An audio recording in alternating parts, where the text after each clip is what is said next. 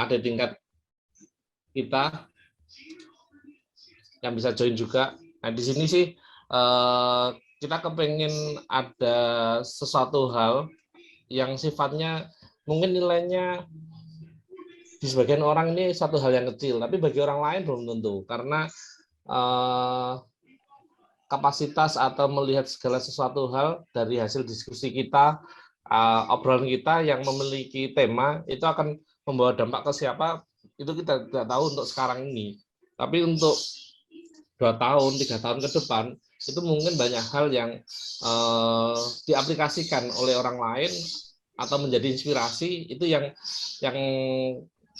menjadi dasar kita melakukan kegiatan ini. Jadi kita acara santai untuk diskusi ngobrol bareng, tetapi ada tema yang dibahas. Nah, ketika ada tema yang dibahas ini, sementara ini kemarin tema yang diusulkan lebih ke mengenai selling. Ketika selling atau teman-teman kepengen sih melihat bagaimana kondisi sekarang ini jualan banyak yang rasakan susah atau jualan ngerasain stuck di mana titik penjualan kok nggak ada growth-nya. Nah, ini apa sih yang sebenarnya jadi solusi untuk hari ini? Mungkin bisa dilanjut next di slide selanjutnya langsung.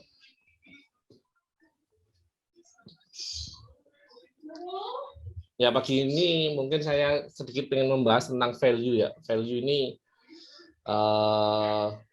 sering sekali kita dengar, sering sekali dibahas di tempat lain pun, tetapi mungkin banyak yang belum paham atau belum bisa mengaplikasikan untuk produknya sendiri. Jadi untuk kita sendiri, saya dulu jadi karyawan pun yang sering kita bahas adalah value terhadap masing-masing tim, masing-masing orang tentang tanggung jawab di perusahaan tersebut. Dia apakah hanya menyelesaikan tugasnya atau bisa menambah nilai dari tugas yang diberikan untuk di level karyawan. Sedangkan di level perusahaan yang memiliki produk ini kadang-kadang tidak melihat dulu value ini apa. Jadi hanya ya udah deh kita memproduksi susu atau memproduksi ayam. Nah, ini nggak tahu ujungnya mau dijual kemana dengan nilai tawar apa. Ketika pengembukan ayam atau kandang ayam ini rata-rata teman-teman hanya melakukan selesai di proses budidayanya. Budidaya selesai, jual tanpa ada nilai tambah sehingga harga di marketnya ya seperti itu. Nah, kenapa sih value itu jadi penting? Nah, value ini sebagai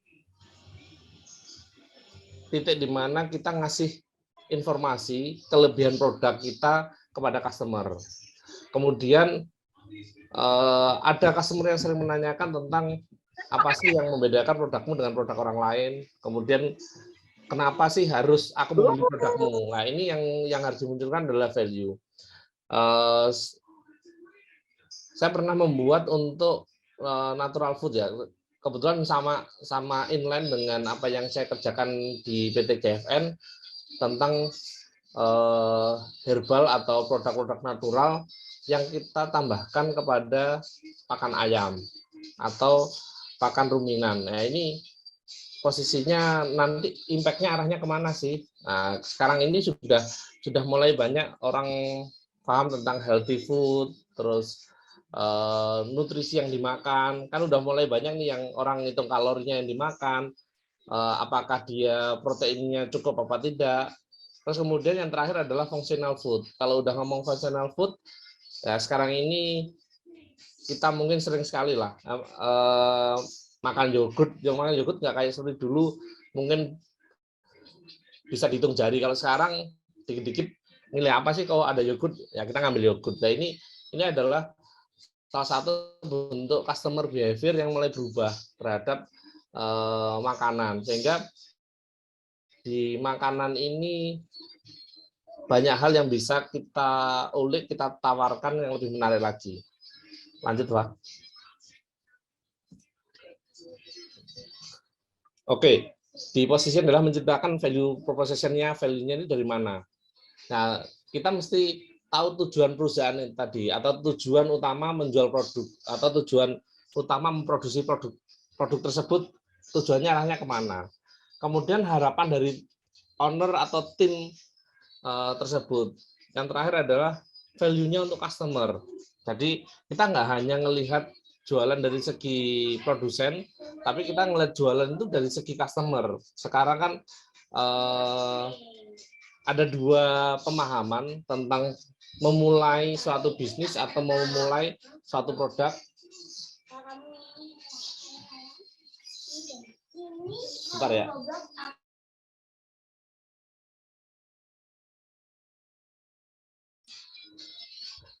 Kita memulai berbisnis atau memulai menjual satu produk itu base-nya dari mana? Apakah dari customer dulu atau dari produk dulu? Ini dua teori tersebut tidak ada yang salah, keduanya benar, tapi posisinya itu harus pas. Jadi kita melihatnya tentang produk, misalkan saya dulu bicara tentang produk herbal. Kalau bicara customer, pasti customer pengen lihat barangnya mana sih, barangnya kayak apa. Berarti kita memulai produk herbal Fit Aid ini, kita mulai dari produknya dulu. Jadi produk kita yakinkan, kita produk secara tim kita yakin, lanjut ke tujuannya apa sih produk tersebut kita ciptakan. Kita coba lakukan trial di 6 bulan pertama, trial oke, kita mulai punya customer pertama dengan volume yang lumayan besar juga. Kita customer pertama di Yunanda angkatan 2008, ada di Blitar dengan farm closers populasi di 200.000 ekor. Ini sangat menarik sekali ketika customer merasakan puas terhadap produk yang kita tawarkan, mereka pun melihat banyak terjadi efisiensi. Efisiensi misalkan pemakaian antibiotik yang dulunya kos per bulannya 30 jutaan, sekarang jadi 15 juta. Nah itu di situ kita nggak hanya melihat terhadap kita sendiri sebagai produsennya, tapi kita juga melihat customer needs-nya. Nah, kita mencoba memposisikan bahwa herbal ini atau Fit Aid herbal itu punya posisi nilai tambah bagi customer. Lanjut. Nah, kita lanjut lagi ke branding, marketing, sales, kemudian di operasional, terus sampai ke accounting. Ini kita bicaranya sudah kompleks ya, satu titik yang sudah kompleks. Di awal kenapa saya menyampaikan ada branding, ada marketing, ada sales, ini sedikit hal yang terpisah. Branding itu bisa brandingnya perusahaan, bisa branding personal, atau bisa branding langsung satu produk. Tapi rata-rata kalau produk lebih ke marketingnya. Kalau branding kita bicaranya lebih ke tentang perusahaannya. Misalkan di sini tadi kalau kita melihat ada Mbak Surya di GGL. Kalau di GGL cerita tentang nanasnya luar biasa sekali, sehingga pemanfaatan nanas itu yang jadi branding satu perusahaannya. Perusahaan Gunung Sewu, kalau kita melihat mereka membuatnya bukan setahun 2 tahun, puluhan tahun membranding satu perusahaan itu menjadi efisien, zero waste, itu sudah jadi branding mereka. Kalau melihat lagi di produk PT GFN, kita ngomong branding ya, brandingnya natural. Kita selalu bicaranya tentang natural Fit Aid.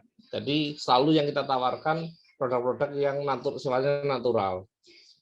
Kemudian untuk di marketingnya kita sudah terpisah. Marketing udah mulai kita punya satu ruang atau satu space untuk mengenalkan produk herbal ini ke customer. Nah, ini sedikit tricky antara pemilihan kata herbal dan natural. Langsung tak contohkan itu ya. Jadi kalau herbal itu orang sifatnya sangat rendah, trustnya jadi lebih rendah dan merasa bahwa herbal ini ya gitu-gitu aja. Sudah dari zaman dulu dipakai, tapi impact ke produksinya nggak kelihatan. Beda dengan kita melakukan kalimat natural. Kalau kalimat natural yang kita sampaikan, posisinya orang masih tertarik, natural apa sih natural? Oh ternyata ada mineral natural, ada mineral organik, ada mineral, ada vitamin organik, misalkan dari ekstrak anggur. Ekstrak anggur itu juga vitamin E-nya lumayan tinggi juga, bisa mereplace vitamin E yang sintetis. Kemudian di sales. Nah, sales ini jadi ujung tombaknya. Setelah branding dan marketing dikerjakan, sales adalah di mana kita melakukan closing atau melakukan deal dengan customer, menjual satu produk yang menghasilkan uangnya ada di sales. Nah, sales ini jadi sangat penting sekali. Kemudian di operasional maupun di accounting ini jadi bagian jaga gawangnya di belakang. Kalau operasional terlalu tinggi HPP-nya, di sales ini juga jadi masalah karena kompetitif harganya kita nggak dapat. Kemudian di accounting juga ketika melihat kondisi keuangan, ya, menyeimbangkan antara cash flow, terus stok produk, kemudian biaya operasional yang dikeluarkan, biaya-biaya yang dikeluarkan. Ini posisi accounting jadi penjaga gawangnya. Kalau terlalu besar cost-nya, nilai marginnya di bawah akan semakin kegerus. Makanya kita harus sinergi di titik itu. Nah, di bawah saya menyampaikan ada efisiensi, menaikkan volumenya, terus NPD itu New Product Development, dasarnya dari R&D, kemudian mengoptimalisasi resource. Resource itu suplai bahan bakunya. Jadi suplai bahan baku itu jadi sangat penting sekali. Kita di PT GFN itu sebelum memulai banyak sekali pertanyaan tentang apakah herbal itu bisa secara skala industri. Resource-nya cukup apa enggak? Oh, ternyata kita searching data produk herbal Indonesia ini sudah diekspor kemana aja. Jadi udah ternyata volumenya besar kok, untuk konsumsi orang pun cukup. Kenapa kok untuk industri peternakan nggak cukup? Nah, ini yang jadi salah satu hal penting, meyakinkan customer ada di titik tentang source-nya itu. Ketika source-nya ini bisa, volumenya dapat, kualitasnya stabil, nah itu yang diharapkan sama customer kita. Lanjut. Nah, kita kalau bicara customer nih, nah, tadi udah bicara tentang value-nya. Kalau ngomong value proposition ini, ada satu session yang bisa benar-benar ya kita buat bareng-bareng atau kita buat secara detail ketika langsung case-nya produknya apa atau case perusahaannya apa, itu bisa. Tapi kalau untuk ngeliat customer ini salah satu contoh saya mencoba untuk membuat relationship, segmentasi customernya, kemudian channel yang bisa kita masukkan. Ini waktu itu membuat produk herbal untuk yang dikonsumsi di manusia. Jadi kalau bahasa relationship ini hubungannya terhadap ikon yang kuat untuk penggambarannya, misalkan logo atau apa namanya, ikon satu produk. Ya, misalkan ada, kalau kita ngelihat ornamency itu salah satu contoh produk yang dia menonjolkan ikon yang kuat juga. Di Korea maupun di Jepang ornamency udah banyak dikonsumsi. Sedangkan kita masuk Indonesia, mereka pun juga membuat produk itu menjadi lebih dekat dengan kita dengan iklan yang menarik. Kemudian mudah diakses, memberi informasi pada produk dengan cepat. Nah, bahasa mudah diakses ini kalau produk customer goods sekarang ini ya mau nggak mau harus ada masuk di Indomaret, di Alfamart, itu menjadi titik di mana itu akan mudah diakses. Kemudian segmentasinya, kalau produk makanan pasti yang pertama adalah seorang ibu ini kan yang milih makanan atau yang ngambil keputusan hari ini mau masak apa kan dari ibu. Kemudian kalau produk kesehatan, lanjut lagi, sekarang lagi rame di kosmetik juga. Kemudian di kesehatannya masuk ke peternakan sama perikanan, karena ini hubungannya sama produk makanan tadi. Lanjut, kalau udah ngomong healthy food, pasti larinya ke fitness center, ke pengajian, arisan, geng alumni, tukang sayur. Itu di titik-titik di mana produk ini bisa kita share informasinya. Jadi share informasi itu nggak perlu seribet itu, tapi ternyata di lingkungan terdekat, misalnya kayak tukang sayur atau geng pengajian. Nah, ini jadi titik di mana kita bisa mempromokan produk kita. Lanjut.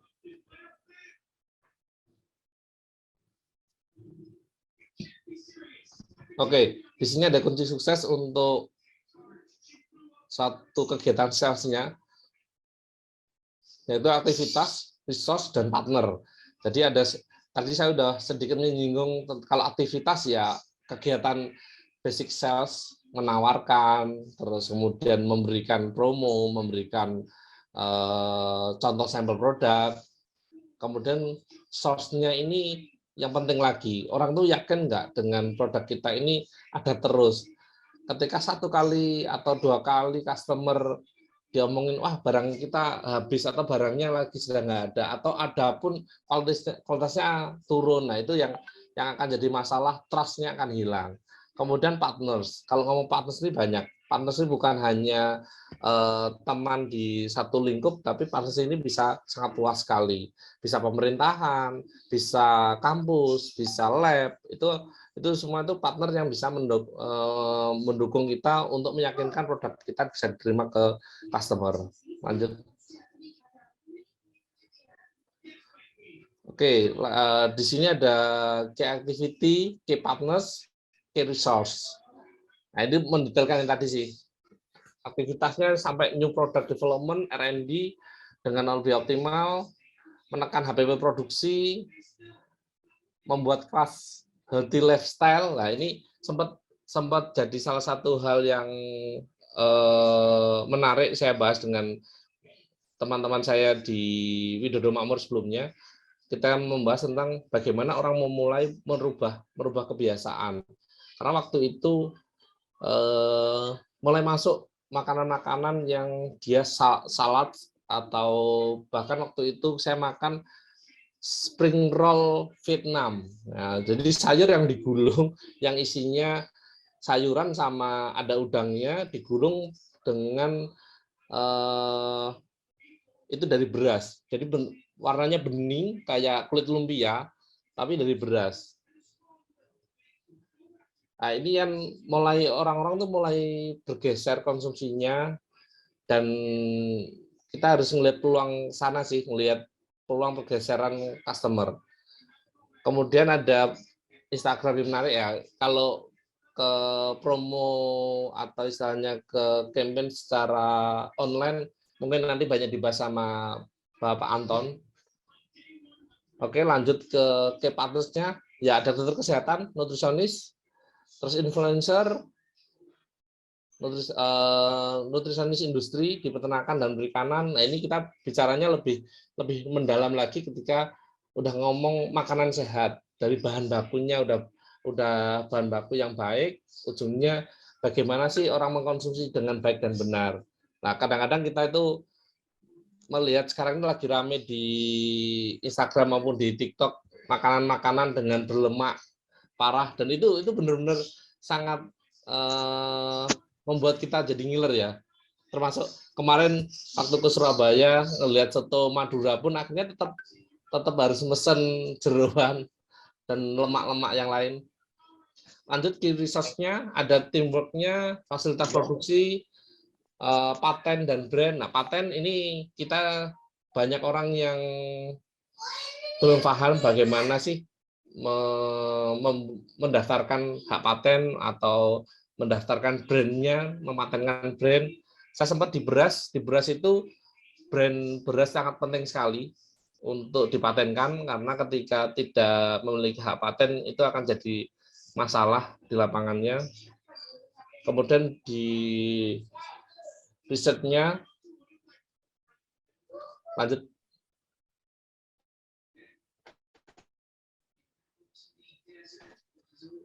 Oke, ini customer disposition-nya.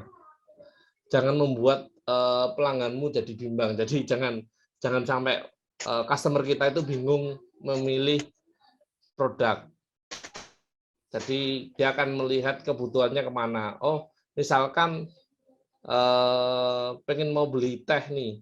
Oh, teh yang mana sih yang dibeli? Oh, dia senangnya teh yang wangi. Oh, ternyata dia senangnya teh yang warnanya merah pekat, atau teh yang hijau yang Ini di spesifikasinya harus clear. Di bawah itu ada data, informasi, pilihan, akhirnya keputusan. Jadi otak ini adalah alur otak customer untuk melihat ada data tadi, data-data produk yang ada di depan dia. Dia dapat informasi dari orang lain, misalkan produk A ini bagus, produk B ini lemahnya ini, produk C kurangnya ini, produk D lebihnya ini ada informasi dari orang lain. Kemudian dia memulai merucutkan ke pilihannya, dia mau ngambil produk yang mana. Kayak kita mau ke Indomaret, sama-sama ada produk minuman sebanyak itu, tapi kita ngambil pilihan itu. Akhirnya ujungnya adalah keputusan beli yang mana. Jadi ini adalah alur di mana seseorang mau ngambil keputusan, mengambil suatu produk, alurnya seperti ini. Lanjut.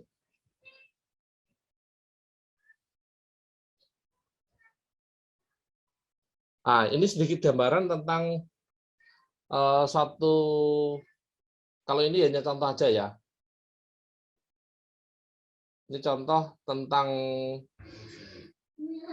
suatu perusahaan akan growth atau akan mengalami kenaikan penjualan, rata-rata perlu proses minimal 3 tahun. Tetapi untuk di GFN ini saya mengalami satu hal yang luar biasa karena ada yang narik sih, ada yang bantuin.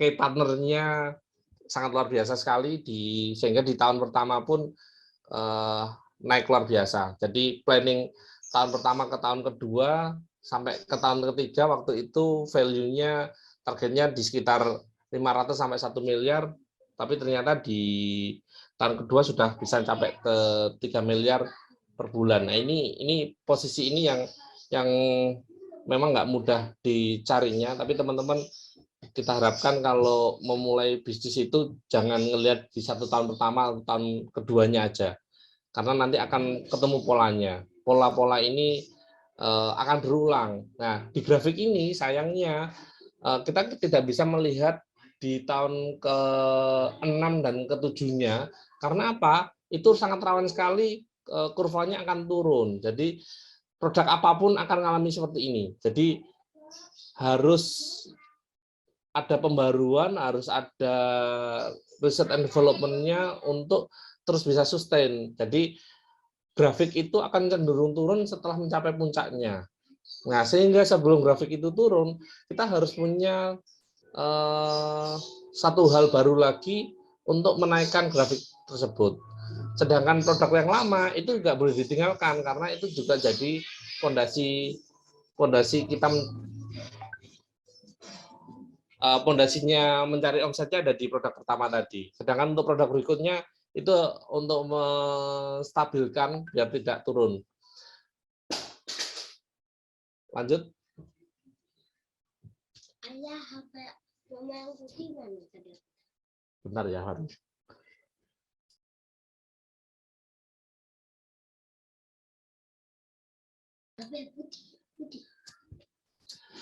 Oke, ini salah satu tagline. Jadi kalau buat tagline ini juga bisa seharian.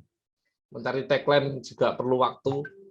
Natural is your healthy lifestyle. Nah, ini ketika saya buat ini pun terus bergerak, terus ganti. Ini bukan hal yang paten, tapi kita menyesuaikan dengan kondisi kita juga.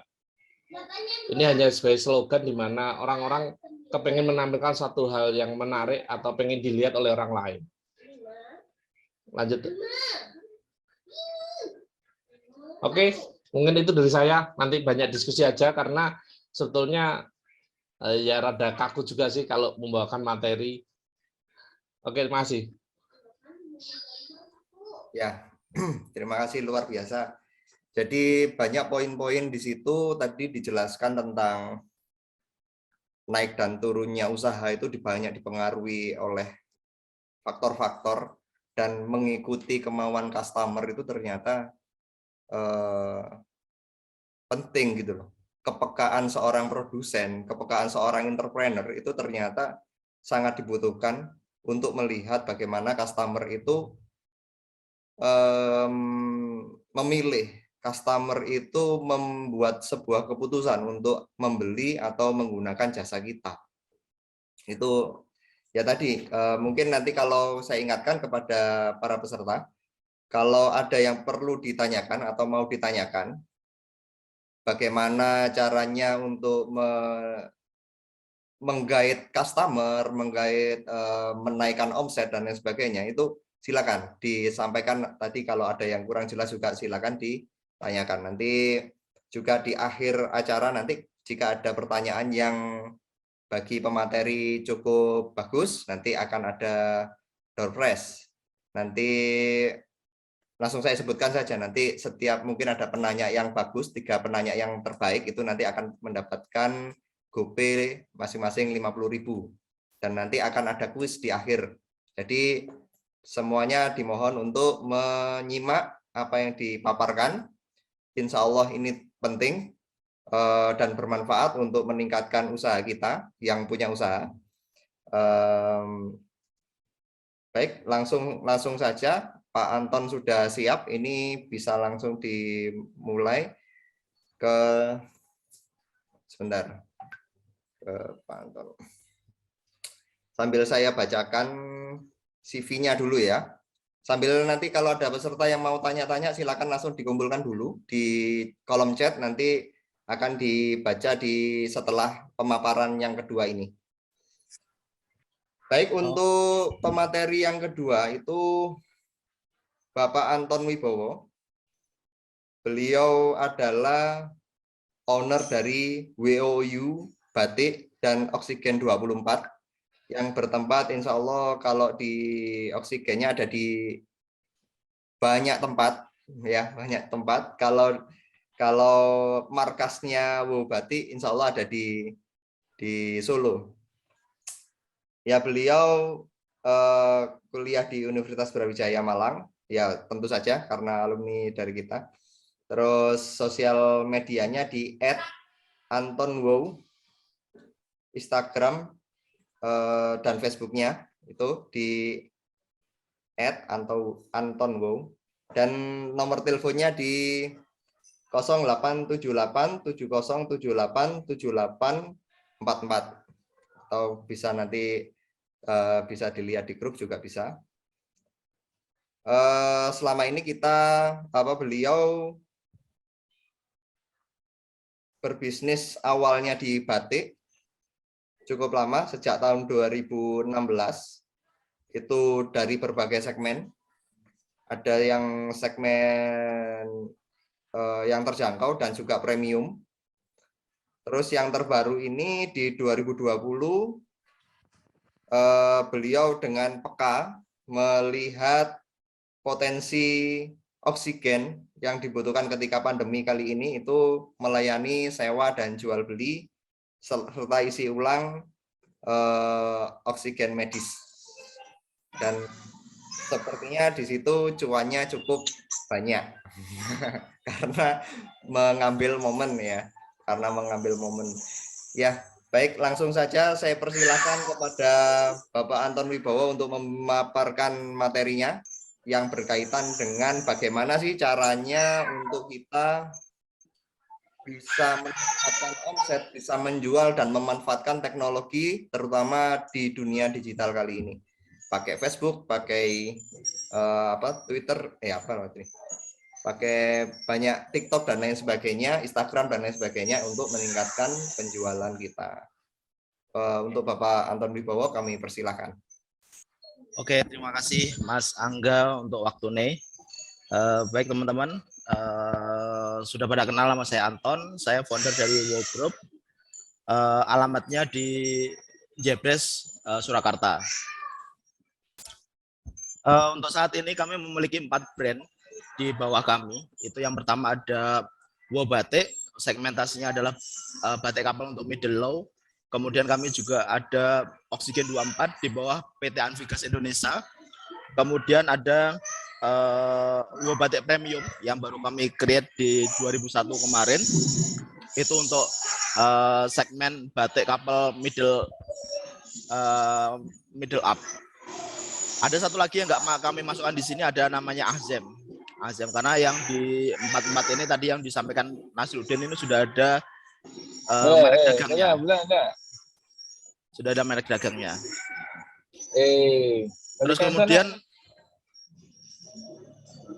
Terus kemudian itu dari semua bisnis yang kami jalankan, dari kesemuanya bisnis, itu pendekatan delivery ke customer kami menggunakan digital marketing. Semuanya, mulai dari Batik, kemudian Oksigen 24, dan Azam semuanya menggunakan digital marketing. Kemudian teman-teman tahu semua bahwa digital marketing itu luas sekali. Tadi yang disampaikan Nasruddin tadi, salah satunya value proposition itu adanya nanti di blueprint. Kalau dalam kita bangun branding dan lain sebagainya, itu nanti bangun bisnis itu adanya di blueprintnya atau di pegangan awalnya. Terus kemudian ada setelah blueprint jadi, itu ada proses delivery dari blueprint yang sudah kita buat. Delivery itu salah satunya bisa menggunakan digital marketing. Bisa itu sosial media, kemudian website, marketplace. Marketplace itu lebih nanti ke jalur distribusinya. Bisa menggunakan semua platform ini. Terus kemudian sosial media, salah satu sosial media yang saat ini masih bagus, itu adalah Facebook, di mana Facebook itu memiliki beberapa cara untuk kita mendelivery produk kita. Bisa menggunakan Facebook advertising, kemudian ada Facebook marketplace, kemudian bisa yang organik itu melakukan spam group, kemudian juga follow akun tertarget dengan Facebook. Ini kemarin follow akun tertarget dan spam group itu kemarin untuk saat ini masih efektif dan masih bagus. Itu kemarin dicoba sama teman yang di Jogja, mereka jualan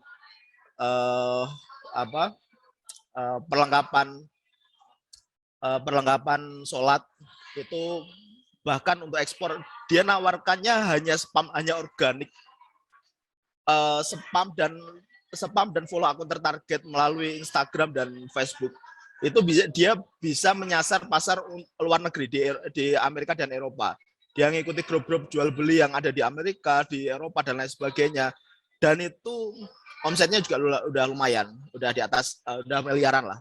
Itu hanya menggunakan cara-cara organik dengan spam group di Facebook dan Instagram, spam group di Facebook jual beli yang di Amerika dan Eropa dan sebagainya.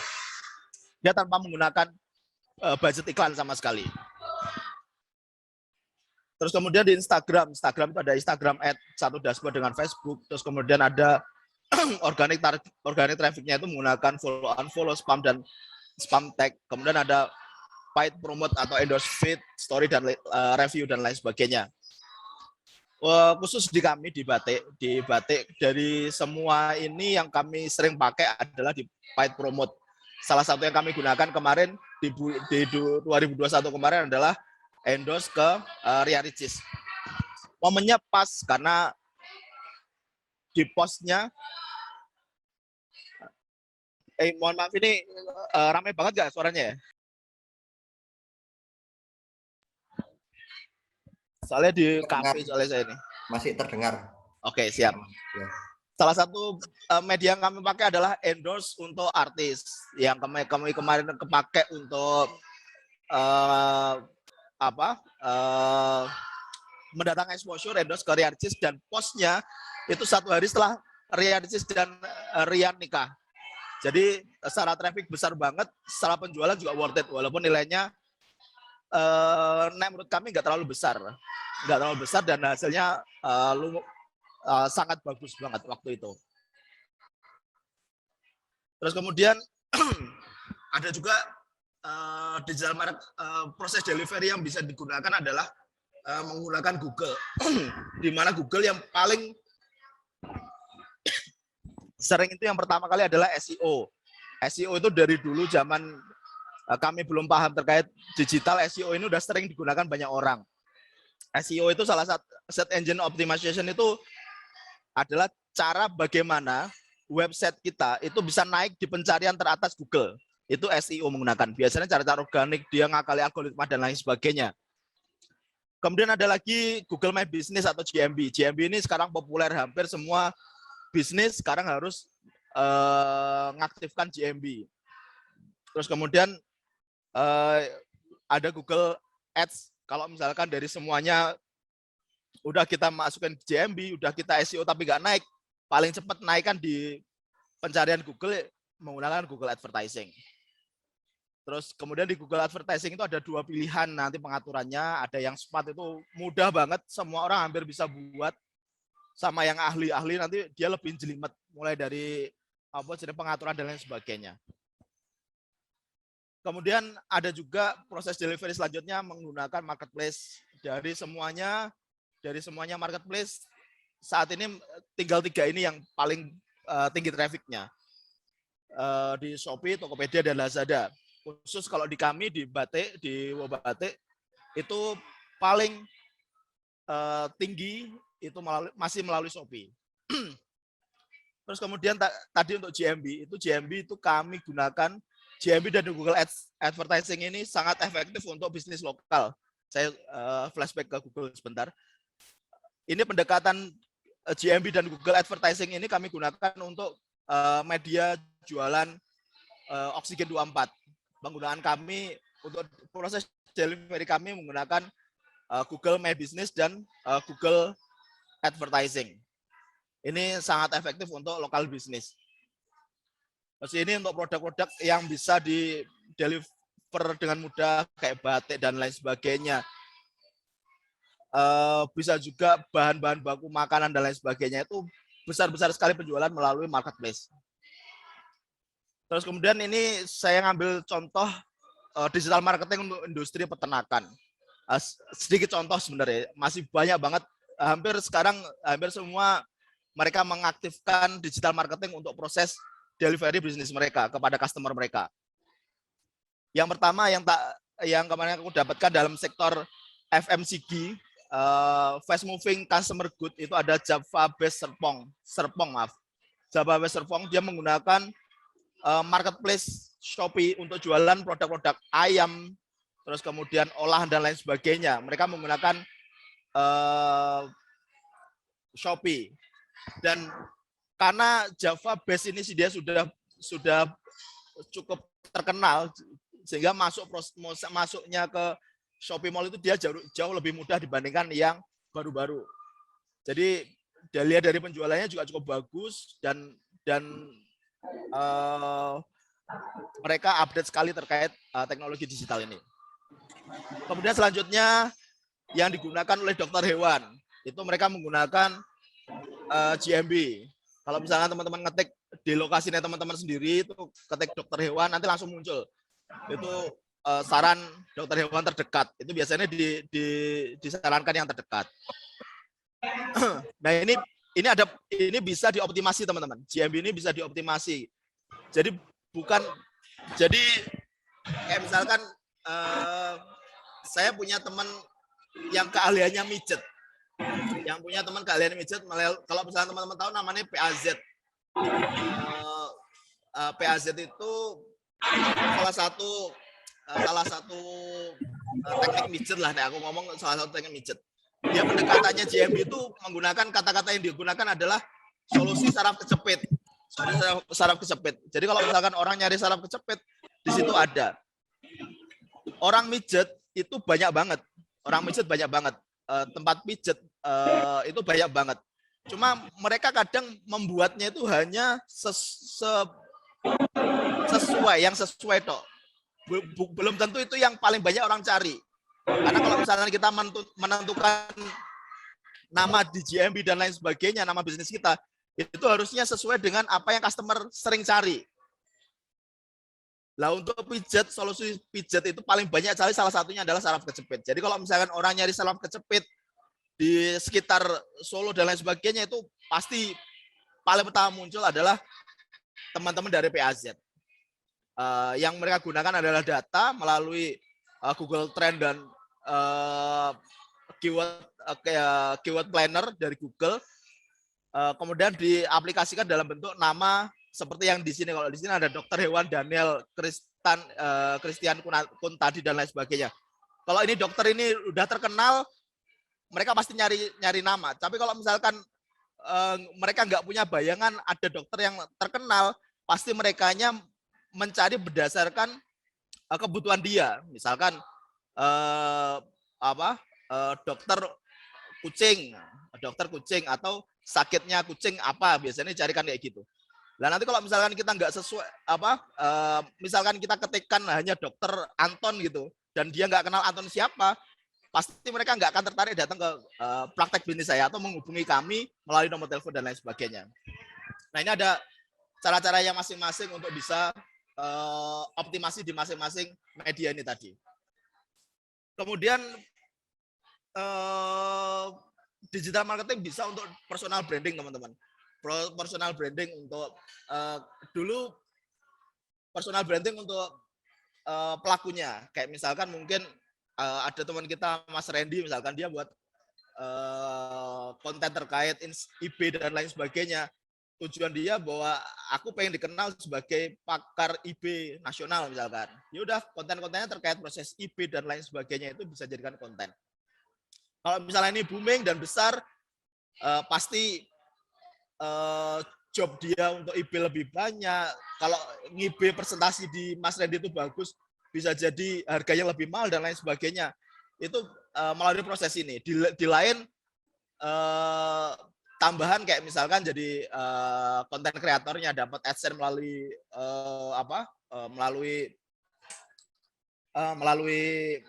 YouTube atau kalau enggak jadi influencer terkait produk-produk peternakan dan lain sebagainya, itu bisa kalau misalnya personal branding yang kita bangun itu sudah kuat, terutama kalau misalkan kita benar-benar dikenal sebagai IB nomor 1, pasti banyak nanti yang ngendorse ke kita terkait produk-produk yang relate dengan apa yang kita tampilkan.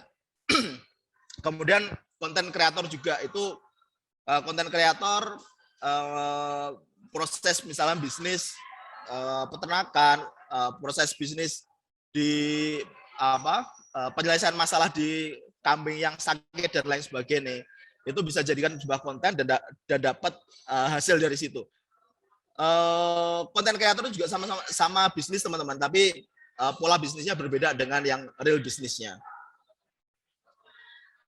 Kemudian selanjutnya saya sedikit ngomong terkait marketing trend di tahun 2022, di mana di tahun 2022 ini nanti yang video marketing, salah satunya adalah video marketing, di mana video marketing itu sudah ada dari kapan tahun kemarin, udah lama banget, tapi di tahun ini akan lebih masif lagi terkait video marketing. Terus kemudian ada lagi influencer marketing. Ini populernya di TikTok dan sangat efektif untuk meningkatkan exposure. Dua ini tadi, ini masih ada lagi nih di belakangnya. Yang dari dua ini itu ditawarkan melalui TikTok, teman-teman.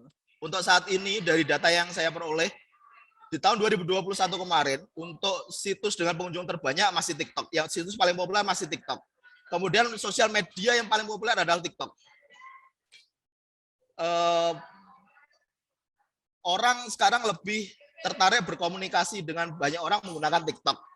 Lihat konten yang singkat-singkat, terus kemudian dari situ kita kalau misalnya lihat sesuatu nanti disarankan dengan yang sama dan lain sebagainya. Ini TikTok sekarang sangat efektif untuk media delivery ke customer kita. Itu sangat efektif banget. Dengan note bahwa kita mampu menghasilkan video yang dibutuhkan sama customer kita, atau video yang menarik sehingga banyak orang yang berhenti sejenak di video kita ketika mereka men-scroll. Nah itu ada cara-caranya sendiri. Kemudian influencer marketing. Influencer marketing ini ada di, kalau di marketplace itu Shopee dia mengajarkan menawarkan jasa influencer marketing untuk feed-nya di Shopee, terus kemudian di TikTok pun juga seperti itu. Ada lagi nanti setelah influencer, tapi dia juga bisa jadi afiliator kayak di TikTok itu kayak Tante Lala, kemudian ada yang shopnya Nagita Slavina dan lain sebagainya. Kemudian ada juga yang akan tambah booming lagi, live streaming. Live streaming itu sudah ada di hampir semua marketplace, sudah ada. Terus kemudian di TikTok juga ada untuk shop.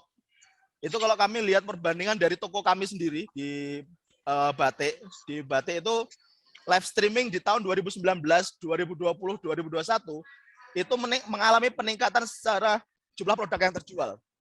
Pertama kita live streaming paling harapannya orang datang untuk lihat toh, nggak ada penjualan sama sekali. Terus tahun 2021 kemarin itu sudah ada penjualan. Kalau sekali live streaming berapa jam bisa 8 sampai 10 pesanan itu closing dalam waktu live streaming, itu ada peningkatan. Di tahun 2022 ini live streaming akan tambah masif lagi. Jadi orang itu pengen sebelum beli produk, orang itu pengen delok, oh aslinya kayak gini produknya, oh aslinya kayak gini, aku pengen dipakai kan kalau itu baju. Kalau misalkan ada teman kemarin yang jualan madu di Cikarang, itu dilihat kan, oh ini madunya seperti ini, tempatnya seperti ini, komposisinya seperti ini dan lain sebagainya. Itu mereka tampilkan di situ di live streaming, dan dia di live streaming itu dihidupkan dari pagi sampai malam, dia hidup terus, gonta-ganti orang. Dia live streaming terus, nggak ada libur sama sekali, dan kurang lebih dia 18 jam itu diganti sampai 4 sampai 3 orang. Kemudian ada lagi social commerce. Social commerce itu ada Facebook Marketplace, ada IG Shop dan TikTok Shop. Facebook Marketplace itu sekarang bagus banget untuk jualan. Itu biasanya untuk local selling. Biasanya kalau kita nyari Facebook Marketplace, itu kita ngetik di Facebook Marketplace-nya, nanti akan disarankan produk-produk yang kita cari di sekitar kita dulu. Itu apa aja. Terus kemudian ada IG Shop. IG Shop itu kalau kami masih kurang bagus. Kemudian yang sekarang yang sangat bagus itu TikTok Shop, teman-teman. TikTok Shop. Dulu TikTok Shop pertama kali muncul kalau di kami di Batik itu hanya sebagai etalase tok, tapi nggak ada penjualan. Kalau sekarang itu bisa sampai 50 orderan, 30 orderan itu per hari. TikTok Shop, kemudian nanti ada afiliatornya, kemudian nanti ada influencernya dan lain sebagainya, nanti closingnya lewat TikTok Shop. Jadi itu mudah banget orang beli di TikTok, terus kemudian prosesnya gampang banget, sehingga sekarang proses penjualan melalui TikTok Shop itu sangat besar banget khususnya untuk produk-produk kami ya. Nanti mungkin bisa direlatekan dengan produk teman-teman semuanya. Kalau misalkan ada yang jualan, dilihatkan kayak misalkan tadi yang dijual Nasruddin, tapi mereka kalau Nasruddin khususnya dia lebih ke B2B ya, customernya langsung bisnis juga langsung besar. Kalau yang retail, customer by satu persatu kayak kosmetik, kemudian fashion, madu, itu bisa menggunakan TikTok Shop.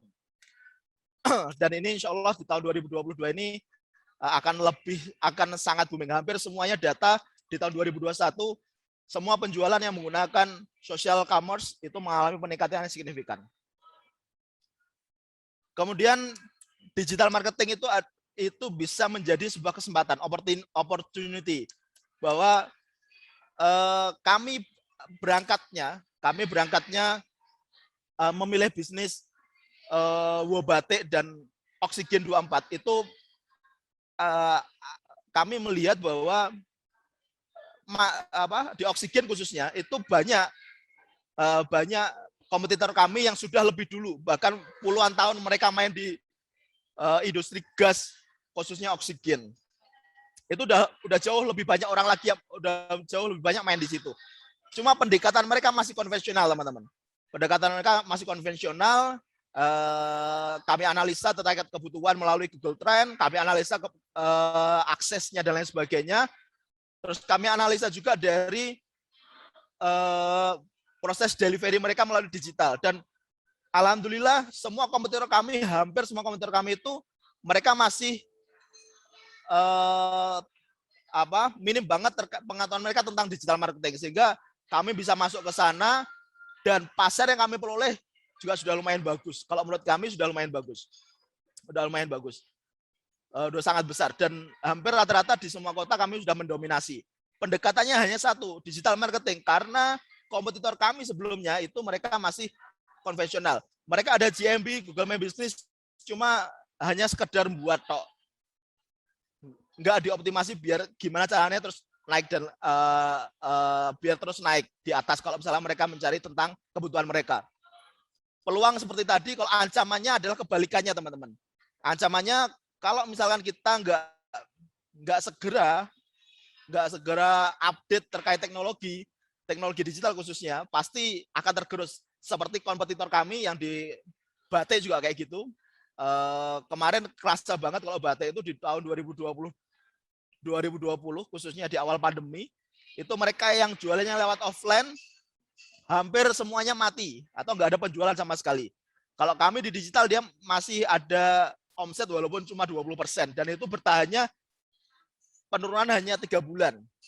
Setelahnya grafiknya naik terus. Kalau yang di offline, recovery dari proses awal 0 omset tadi sampai dia ngomset, dia masih butuh waktu 1 tahun. Jadi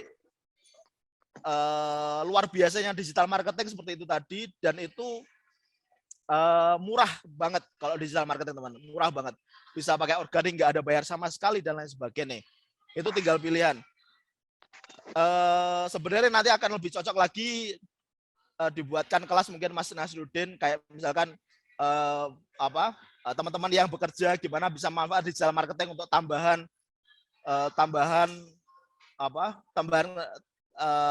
kesibukan dan semoga bisa menjadi tambahan penghasilan untuk teman-teman yang sedang bekerja tanpa harus mengganggu pekerjaan teman-teman yang sudah ada sekarang. Itu mungkin bisa dibuatkan kelas seperti itu dan lain sebagainya. Terus kemudian untuk industri atau bisnis tertentu mungkin lebih dipisah lagi.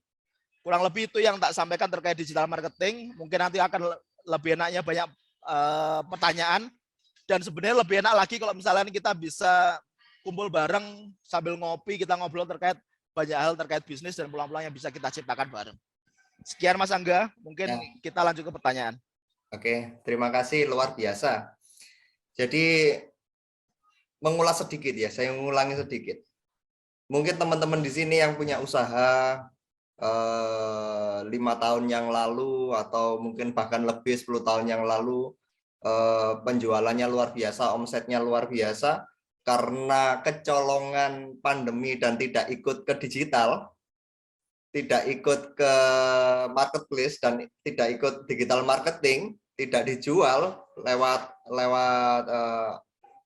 dunia digital ini, sudah lama-kelamaan akan semakin turun, penjualan semakin merosot, semakin habis, dan itu juga yang saya pribadi rasakan, dan kemarin saya belajar banyak ke Pak Anton. Dan kalau tadi dibilang digital marketing sekarang itu murah, sekarang itu masih mudah, iya, bakalan nanti di kemudian hari kalau kita tidak cepat-cepat, kita tidak gunakan fasilitas marketing digital ini, bakalan akan semakin mahal.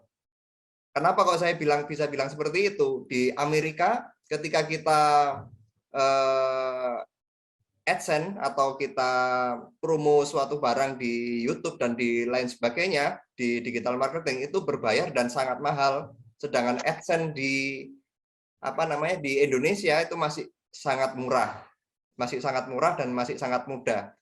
Kalau saya baru njajakin marketplace di baru-baru kali ini, rasanya regulasinya semakin berat, mau algoritma yang dibuat oleh marketplace semakin tidak ada celah untuk bisa kita jualan banyak di situ karena kompetitor semakin banyak. Jadi di dunia digital marketing ini siapa cepat dia dapat. Anda telat, Anda tamat. Seperti itu. Ya, jadi kalau tadi ada usulan untuk bikin kelas digital marketing, nah itu sangat bagus. Apakah kita sudah telat sekarang? Bisa dibilang iya, bisa dibilang masih ada kesempatan. Selama kita ada kemauan dan kita ada semangat untuk bisa berubah. Kalau kita nggak mau berubah, kita masih dagang dan jualan serta berbisnis secara konvensional seperti biasa, ya alamat sudah selesai, karena kita sudah dilewati zaman yang jalannya luar biasa cepat, yaitu zaman digital ya. Mungkin seperti itu luar biasa. Nah, itu sekalian untuk mengingatkan teman-teman sekalian dan para peserta sekalian, kita kemarin kita buatkan semacam kanal YouTube ya, kanal YouTube kita kasih nama Sang Alumni. Itu tadi juga disampaikan bahwasannya personal branding itu penting. Ya, tadi sama Pak Anton, personal branding itu penting. Jadi kalau di masa depan itu kita perlu memperkenalkan diri, kita perlu menunjukkan diri, kita perlu menambah value diri kita sendiri sehingga kita punya nilai di hadapan orang lain, itu kita perlu dikenal. Nah, oleh karenanya kita kemarin bentuk atau bangun kanal YouTube yang memang masih muda sekali, subscribernya juga masih belum banyak. Di situ kami berharap, jadi kami berharap teman-teman sekalian bisa berpartisipasi untuk bisa mengisi, bisa memperkenalkan diri, bisa menyampaikan potensi-potensi yang didapatkan, karena di komunitas ini, komunitas alumni, minimal lah seperti ini, komunitas alumni ini, paling enggak teman-teman kita tahu, oh si A ini punya usaha seperti ini dan aku butuh gitu, dan aku butuh jasanya, dan aku butuh kemampuannya. Oh si B ini bisa bikin ini, bisa bikin ini, dan aku butuh kemampuannya, skillnya. Itu yang penting. Jadi personal branding itu perlu dibangun. Bisa nanti jadi kita fasilitasi apa namanya, di paling nggak di kanal YouTube ini teman-teman sekalian bisa sharing, bisa bagi-bagi ilmu yang di apapun bidangnya silakan disampaikan. Dari kekuatan silaturahim seperti ini, semoga itu bisa memperbaiki ekonomi kita ke depan, memperbaiki kondisi kehidupan kita, kualitas hidup kita di masa depan. Mungkin seperti itu, teman-teman sekalian. Langsung saja kita masuk ke pertanyaan ya. Kita masuk ke pertanyaan dan kita diskusi. Ini yang pertama dari hamba Allah. Dari hamba Allah, namanya siapa Pak? Ya. Mas Eko, itu kayaknya Mas Eko sih. Mas Eko ya. Ya Mas Eko, bagaimana ini mungkin untuk untuk Mas Nasiruddin atau nanti juga bisa ditambahkan dari Pak Anton. Itu bagaimana cara mengklasifikasi calon customer, jadi segmentasi pasar. Bagaimana cara kita tahu apa yang mereka butuhkan? Butuhnya apa sih customer itu? Dan cara-cara customer, rata-rata customer lebih tertarik dengan low price. Iya, betul. Apalagi di marketplace. Itu yang diurutkan tuh harga termurah, itu yang biasanya gitu. Bagaimana cara kita untuk bisa juga produk kita yang mungkin secara price kalah dengan kompetitor. Maksudnya gimana sih kita price-nya kita tinggi, mahal gitu. Nah, itu nanti mungkin masuknya ke value itu, terus gimana cara ngalahkan kompetitor. Ya itu nanti bisa ini Mas Nasiruddin untuk bisa menjawab. Kalau balik lagi ke mapping ya, kita bicara mapping kompetitor. Jadi di sini ada yang paling terbaru itu istilahnya adalah marketing intelligence. Jadi di tim marketing akan membuat data-data tentang database customer, tentang bagaimana kompetitor kita posisinya di mana. Nah, ini yang memang tidak mudah, ya butuh waktu untuk memprosesnya. Terutama kalau mencari atau mengklasifikasi customer, yang paling dasar adalah pendapatan bulanan. Misalkan pendapatan bulanan itu yang paling mudah.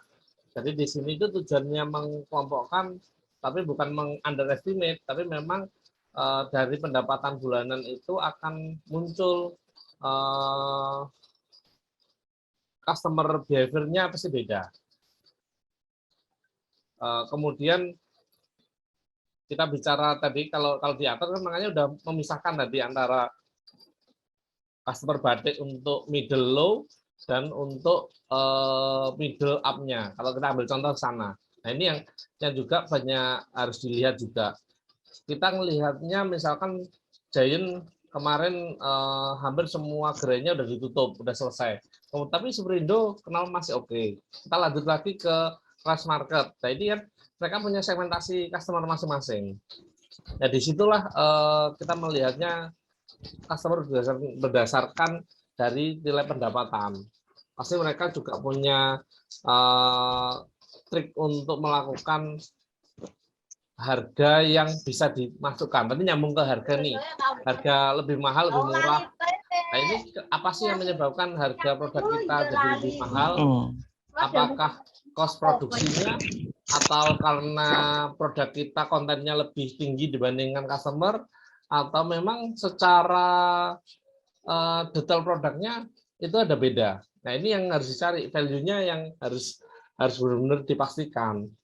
Misalkan beras 50 kiloan dengan packaging karung biasa, itu cost packagingnya lebih murah dibandingkan beras yang 5 kiloan dengan packaging plastik, walaupun isinya sama.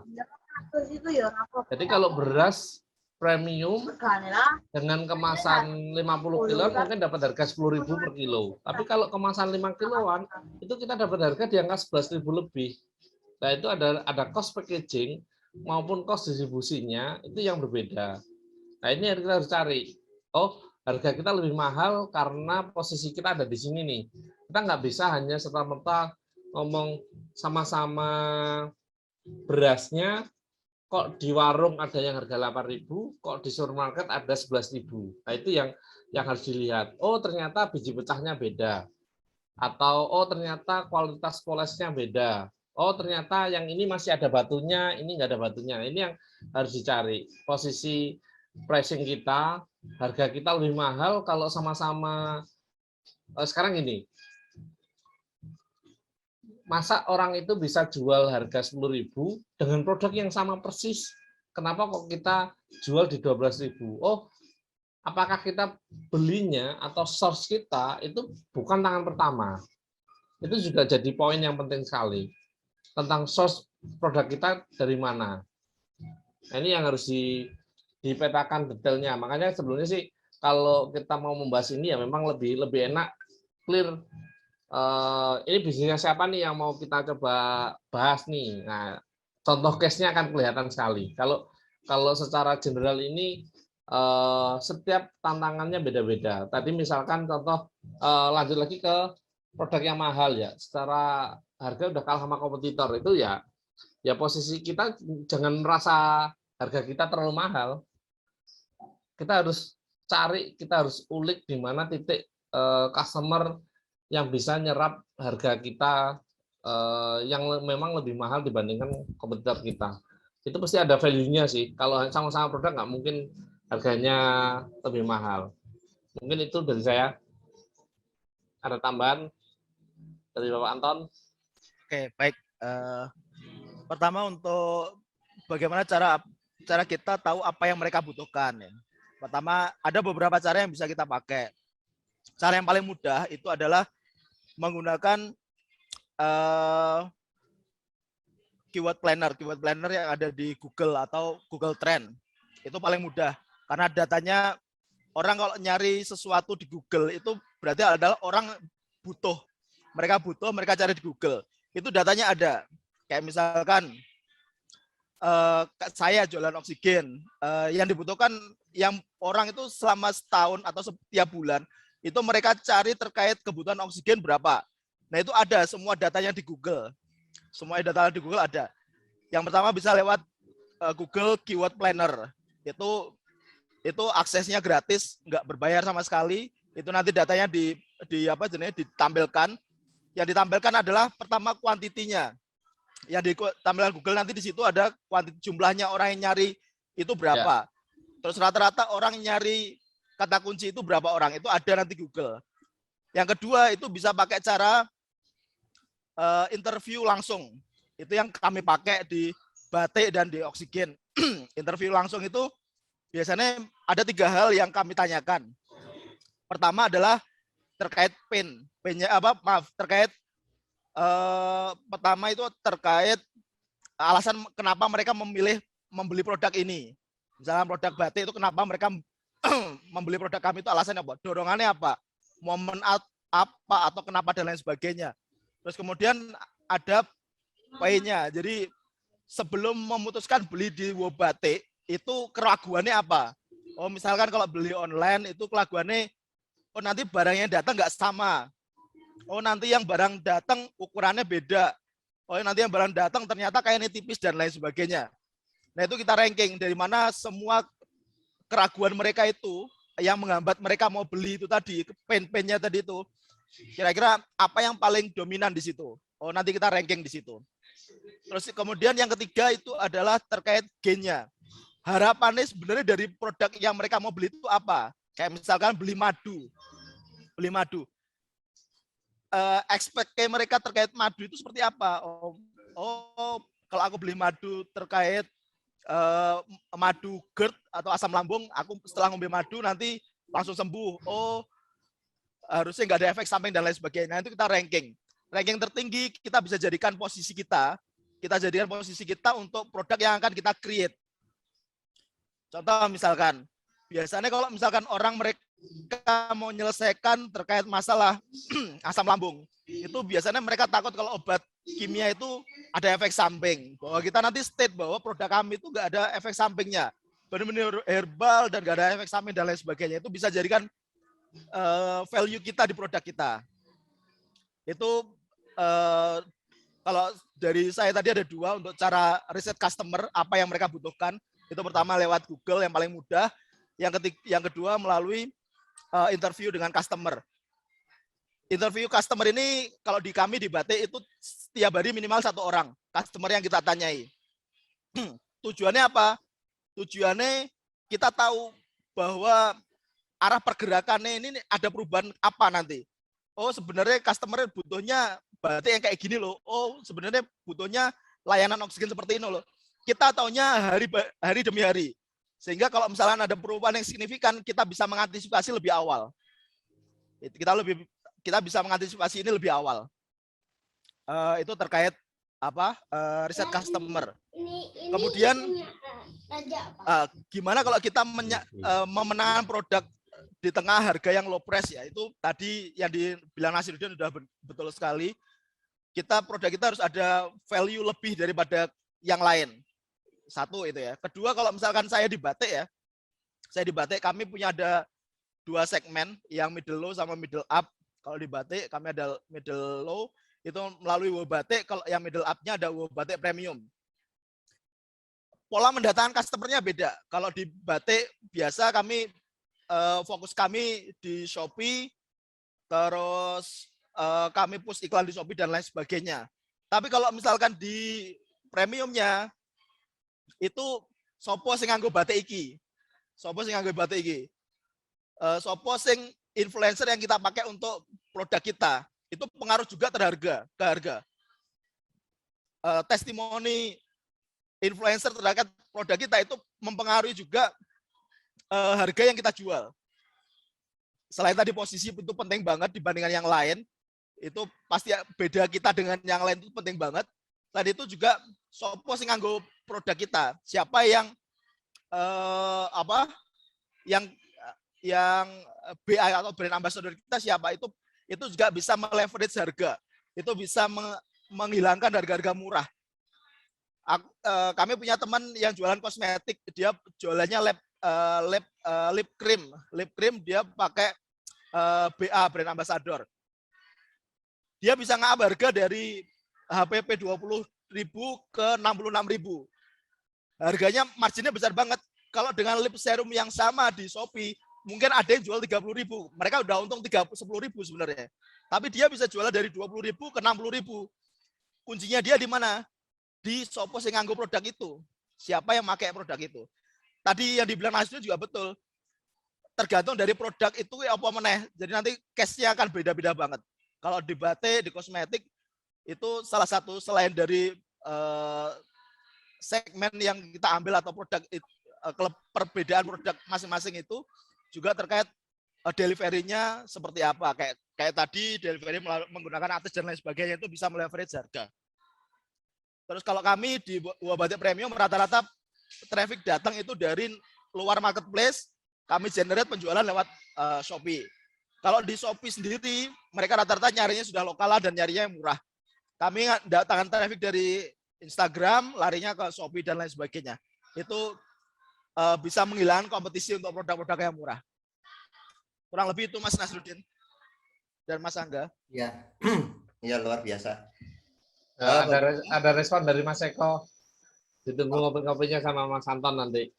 Ya, nanti bisa langsung DM atau bisa langsung komunikasi ke Mas Nasir. Sebenarnya nggak apa-apa Mas Eko kalau mau on. Ya mau mungkin sedikit tambahan ya. Bagaimana cara kita tahu apa yang customer butuhkan? Itu terkadang ketika kita lakukan riset, ketika kita lakukan angket atau apapun untuk bisa mengetahui apa yang diinginkan oleh konsumen, konsumen itu bukan tugasnya untuk berpikir. Jadi ada memang dari kita sebagai produsen itu harus ada R&D atau Research and Develop. Jadi kita harus tahu di mana pain point-nya dari customer. Contohnya dulu di produknya Apple itu ada iPod. Sebelum ada iPod itu manusia di seluruh dunia mendengarkan musik paling canggih itu pakai Walkman. Mungkin kalau zaman-zaman kita masih ada ya dulu ya, kita pakai Walkman. Nah, terus di situ ada pain point-nya apa? Di kaset itu ternyata jumlahnya nggak banyak. Musik dan lain sebagainya. Kekurangannya berat dan lain sebagainya, baterainya harus diganti-ganti. Terus akhirnya si ownernya dari Apple itu memikirkan gimana caranya biar punya ada alat yang kecil tapi di situ musiknya banyak, nggak harus pakai baterai, dibawa kemana-mana, itu memikirkan seperti itu. Sedangkan manusia ketika itu ditanya, pinginnya apa untuk mendengarkan musik, pinginnya baterainya mungkin yang agak lama, mungkin suaranya yang lebih jernih, nggak kepikiran, konsumen nggak akan kepikiran bagaimana bisa, harus ada alat yang namanya iPod atau MP3 player. Itu nggak ada pikiran seperti itu. Yang punya tugas di situ adalah R&D atau orang yang di kita yang untuk meriset apa sih pain point dari konsumen kita. Terus itu yang kita tutupi dan itu yang kita jual. Itu baru untuk bagaimana kita tahu apa yang kita butuhkan. Terkadang kebutuhan itu harus dibuat, bukan untuk dilihat, tapi terkadang untuk dibuat. Mungkin seperti itu. Tambahan sedikit ya dari saya. Lanjut ke Nanda, Mas Nanda. Bagaimana cara menjual produk dengan high price ke customer? Ini bisa langsung ke Mas Nasruddin, silakan. Ini kayak Nanda Bagas sih, Nanda Bagas.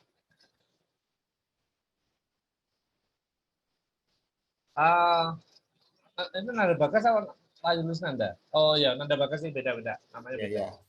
Oke. Kalau bicara menjual satu produk dengan high price ke customer, ya, tadi balik lagi ke segmentasi customer kan. Kalau high price itu apa sih yang ditawarkan? Misalkan contoh tadi kita bicara tentang value, telur omega 3 atau telur low allergen. Nah, ini yang saya menarik sekali. Sama-sama telur, juga yang produksi juga ayam, tapi value yang diberikan sedikit berbeda, sehingga ketemu customer juga beda. Kalau hanya ngomong ini telur ayam, ya udah itu dihargain telur ayam kayak di pasar. Tapi ketika ngomong, oh ini telurnya low allergen, oh telur ini telur yang makan pakan non protein hewani, jadi proteinnya dari nabati semua, atau dia ada tambahan pakannya di sini tambahan DHA, minyak ikan atau minyak biji-bijian yang menyebabkan kualitas di telurnya meningkat. Nah ini spesifik, sehingga kita jualan produk itu kepada konsumen yang membutuhkan atau konsumen yang memang butuh itu. Jadi spesifiknya kayak gitu. Nah, kemudian misalkan ternyata harga DHA atau harga barang untuk menaikkan value tadi juga mahal. Berarti kita juga milih peternaknya siapa nih? Peternak yang udah paham tentang produk atau peternak yang baru mulai bisnis di ayam petelur kan juga nggak bisa seperti itu. Jadi kita pun milih customer-nya sehingga ngobrolnya atau segmentasinya udah pasti di depan setelah kita melihat profil dari customer itu. Mungkin seperti itu sih, nggak bisa asal ketemu customer siapapun. Tapi tadi sekarang mulai rame orang branding di digital untuk telur omega 3 ini, bahkan beberapa salah satu customernya Mas Nanda Bagas dari Rosa Farm itu brandingnya udah keren banget. Rosa Farm itu dibandingkan Bumi Ayu secara produk brandingnya lebih bagus punya Rosa Farm. Mungkin itu. Ya. Monggo Pak Anton, gimana itu jual batik yang premium? Tadi Yang sudah gimana tak caranya? singgung sedikit, tak singgung tadi ya terkait menjual high price-nya ke customer. Ya tadi biasanya sopo sing nganggo, siapa yang menyarankan kayak misalkan kalau misalkan jualan apa yang mengendorse lah ya, yang mengendorse produk ini siapa itu bisa menaikkan harga. Itu kalau aku lihatnya dari sisi delivery ya, dari delivery produknya ya. Kalau Nasrul tadi terkait blueprintnya atau dasar produk itu sendiri. Kalau aku lihatnya dari sisi delivery-nya bahwa perlu adanya trust terkait produk yang kita tawarkan. Trust-nya dari siapa? Dari orang yang kita mintakan endorse. Yang kalau saya di batik yang pakai Ricis, baju yang pakai Ricis, baju itu sebenarnya HPP-nya mungkin murah banget. Tapi dengan dipakai Ricis, kami bisa jual 2 sampai 3 kali lipatnya dari harga HPP. Tapi kalau misalkan itu yang pakai saya pribadi atau mungkin Mas Dani yang pakai, nggak ada yang kenal Mas Dani. Ya Mas Dani ya? Mas Dani. Ya Mas Dani yang pakai Mas Dani nggak ada yang kenal. Jadi mungkin kalau dia mau beli produk itu dengan bahan yang sama dengan yang lain, pasti belum tentu laku. Ya mungkin laku ya yang beli istrinya. Tapi kalau beli customer secara luas itu belum tentu laku. Jadi kalau misalkan customer luas berarti kita harus punya trust dari orang-orang yang memiliki kepercayaan besar di customer. Ke Ricis, ke artis yang nasional dan lain sebagainya itu meleverage harga, meningkatkan harga yang harganya murah bisa di-push 2 sampai 3 kali lipat dari HPP. Itu yang kami lakukan di batik seperti itu. Terus kemudian kalau yang di oksigen itu beda lagi pendekatannya. Kalau di oksigen kami masuk dengan harga mahal. Tapi perbedaan kami itu adalah di sisi layanan. Bahwa kompetitor kami nggak ada yang siap melakukan pengantaran 24 jam, 1 kali 24 jam selama 7 hari full, nggak ada libur. Nah itu yang kami tawarkan, layanan yang prima untuk meleverage harga. Harga kami mahal dibanding kompetitor, kami jauh lebih mahal, hampir 1,5 kali lipat dari harga hampir 2 kali lipat dari harga kompetitor kami. Kami pede masuk situ karena dengan bahwa oh ini aku punya layanan yang berbeda dengan mereka. Aku punya quality control produk yang berbeda dengan mereka. Sehingga aku pede terkait harga kami lebih mahal. Kurang lebih seperti itu. Jadi nanti case-nya akan beda-beda dengan produk yang dijual dengan cara merefleks harga dari yang murah ke mahal. Tapi kurang lebih seperti itu tadi caranya teman-teman. Oke. Ya, tadi Mas Nasiruddin value-nya harus naik. Kalau tadi dari Pak Anton itu marketingmu sama packagingmu itu gimana? Nah, itu mungkin seperti itu, gampangnya seperti itu. Untuk bisa menjual dengan high price. Terus yang selanjutnya ada lagi tambahan sedikit ya. Aku kita cerita tentang orang menjual ayam Bangkok aduan dengan ayam yang sama, tetapi historical telling story-nya atau cerita tentang ayam itu juga yang berbeda. Itu salah satu bentuk di mana orang mau melihat harganya dari omongan. Wah ini kemarin udah ditawar 5 juta nggak tak kasih. Kayak gitu tuh kan kalimat-kalimat yang mau membuat orang menaikkan harga aja sih. Nggak sebegitunya. Ya bagaimana pintar-pintar dari salesnya untuk nata harga tadi. Ya. Dan marketing. juga membranding misalkan, oh farm ini ngeluarin ayam Bangkok nggak ada yang murah. Nah itu udah pasti. Tiba-tiba harganya yang dijual udah pasti mahal semua kan gitu. Ya. Lanjut ke Pak Ali, Sufyan Hadi. Manakah yang perlu kita prioritaskan antara meningkatkan variasi produk, oke, dan terus memperbaiki dan meningkatkan kualitas produk primer ya, yang paling diminati customer? Oh, maksudnya gimana sih kita? Oh, kita itu inovasi terus, variasi produk terus, meningkatkan produk primer yang paling. Ya paham maksudnya. Oh iya ya, jadi kita harus inovasi terus atau gimana gitu? Apa perlu gitu? Jadi memperbanyak, misalkan kita punya produk A dan B, apakah perlu segera bikin yang C, E, F-nya segera dibikin apa terus, gimana? Mana sih? Ya. Terus kapan timingnya kita itu melakukan inovasi? Ya itu benar. Kadang terlalu cepat jelek, berinovasi terlalu cepat jelek karena kita belum sampai balik modal, ternyata kita inovasi dan akhirnya yang di belakang produk lamanya kita malah nggak laku, yang inovasi malah yang laku. Timingnya kapan gitu? Untuk berinovasi itu kapan? Kayaknya Mas Nasiruddin yang jualannya paling sering nih, paling lama. Monggo silakan. Ya, jadi misalkan di PT GFN ini yang membawa produk herbal, di awal kita sudah setting 4 produk campaign utama. Jadi 4 produk utama ini yang jadi kunciannya. Jadi sampai kapanpun kita akan bawa produk ini. Tapi dalam perjalanan kita siap nih punya masalah baru dari customer. Karena kan basicnya kita adalah melihat needs-nya customer. Ternyata kemarin 4 produk utama itu spesifikasi misalkan untuk pernapasan, untuk pencernaan, kemudian kedua-duanya atau yang low, harga yang murah. Kemudian kita mulai muncul lagi nih permasalahan, oh kerabang telurnya warnanya banyak yang pucat, kepengen spesifik ke kerabang telur. Oke, kita buatkan turunan, produk turunan. Setelah buat produk turunan, dari permasalahan customer, kita bawa lagi customer yang lain, cerita nih, kemarin ada customer nih punya masalah ini, oh ternyata sama, di situ ada lagi. Sehingga produk itu juga laku, yang produk kelima. Lanjut lagi, ada permasalahan tentang perlemakan pada hati. Muncul baru lagi produk baru. Itu timingnya kita sesuaikan dengan customer. Karena sebetulnya kalau memformulasikan satu formula itu satu hal yang tidak susah. Tapi dari segi brandingnya ini yang harus dikuatin. Setelah bikin produk baru, nggak hanya satu customer yang kita approach, tapi kita lanjut ke customer yang lain dengan permasalahan yang sama. Sehingga timingnya kita nunggu ada permasalahan, tapi tidak hanya di situ, kita udah tahu nih, udah nyiapin.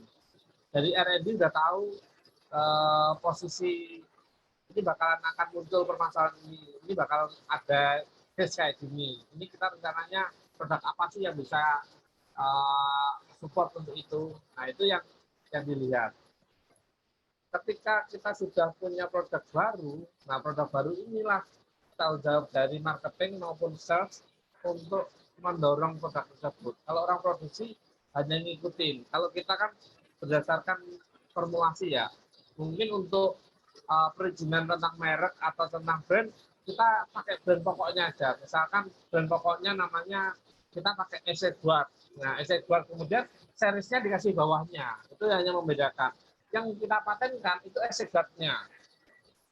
Jadi itu trik gimana caranya ya secara perizinan kita punya produknya cuma satu Edward. Tapi kalau ketemu customer kita punya seriesnya macam-macam.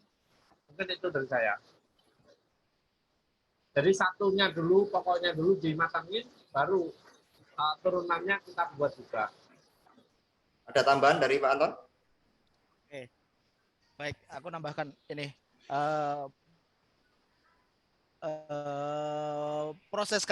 Proses kami di Batik, proses kami di Work Group, itu fokus kami adalah branding. Di mana branding itu kami punya satu produk primer yang dituliskan di sini juga ya. Ada satu produk primer. Bahwa aku pengen dikenal sebagai itu. Brand kami pengen dikenal sebagai itu. Kayak misalkan Oksigen 24. aku pengen Oksigen 24 itu dikenal khusus melayani oksigen medis home care 24 jam. Aku pengen dikenal itu. Nah, terus kapan ini saya nambah variasi produk untuk oksigen? Itu waktunya customer yang menentukan. Customer yang menentukan. Dari mana? Dari interview dengan customer. Kami rutin melakukan interview untuk customer. Itu kaitannya adalah bertanya juga terkait apalagi sih yang kalian butuhkan, apalagi yang bisa kami sediakan gitu. Contoh kalau misalnya kami di Oksigen 24 yang sering customer butuhkan adalah bed medis. Yang mereka butuhkan adalah kursi roda dan lain sebagainya. Nah, ketika itu need-nya di beberapa customer kami itu need-nya sama, kebutuhan samanya, berarti baru kita munculkan ini variasi produk baru. Variasi produk baru itu untuk siapa?